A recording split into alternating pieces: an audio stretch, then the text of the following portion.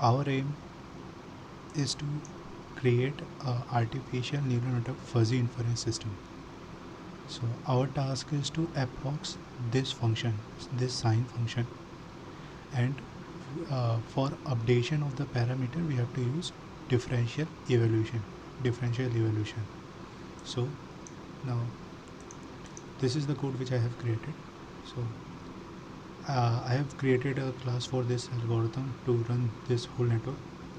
So first, in this main part, I have created a data set, uh, 10 points for data set x1 x2, such 10 values, x1 x2 pairs, such 10 values.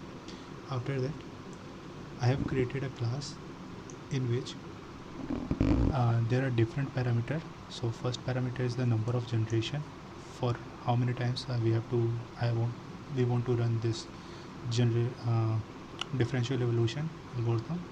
Second one is this is the population parameter, population list. So going to store that number of parameter which we have to optimize this population list. This is the population size. So I have created a artificial neural network for fuzzy inference system for with two rules. I have created with two rules. So and there are total 14 parameters involved in those two rules, and these are the parameters. These are the 14 parameters that involve. So here is the architecture.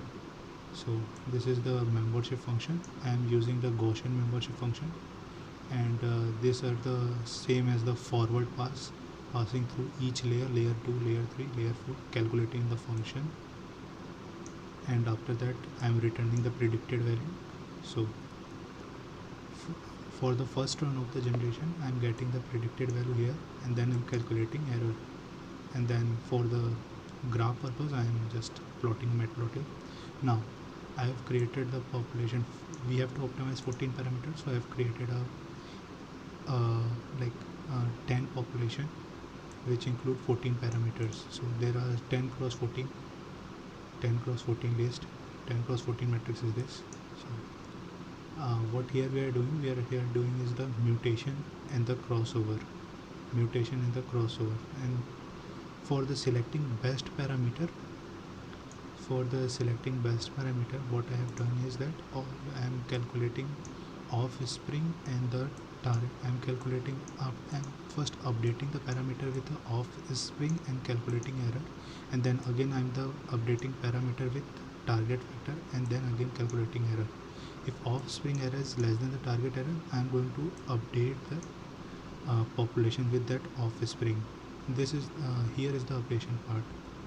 Now here I run the code for the 50 evolution. So as per the I'm running for 100 generation and running for 100 generation. So this is the generation running. Here we are seeing error. After a certain time the error rate further decreases. Here the drop in the error rate.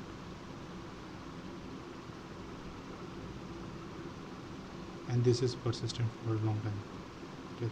So this is all about the assignment. Thank you.